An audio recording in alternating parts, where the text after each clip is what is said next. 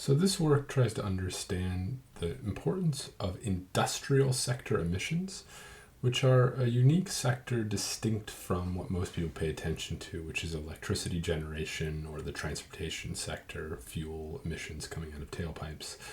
Our work examines the build-out of oil, gas, and petrochemical sectors in the U.S. Gulf and Southwest regions, and finds that the emissions that could be potentially attributed to those new facilities or expansions to existing facilities could generate more than 500 million tons of greenhouse gas emissions on top of what is already currently emitted by 2030.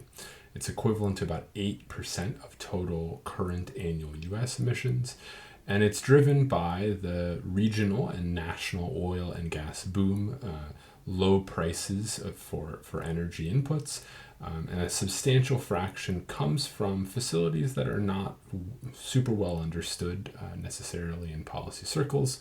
So petrochemical plants, liquefied natural gas, export terminals, and refineries. And while these haven't traditionally been the focus of policy in this area, they're an increasingly large share of the United States contribution to world production in this sector, and they're going to be important to pay attention to for future emissions. The vast majority of these emissions in the United States as a whole will come from Texas and Louisiana.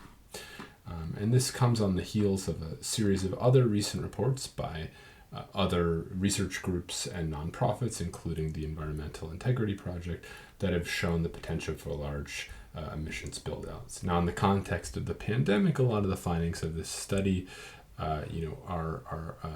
need to be a little bit moderated, understanding that some of these emissions won't come to fruition quite as soon as we might have expected when this project was started. But we believe that understanding the contribution of these facilities is going to be key to meeting mid-century carbon emission targets or carbon neutrality targets, such as those that the Biden administration is currently planning to put forward.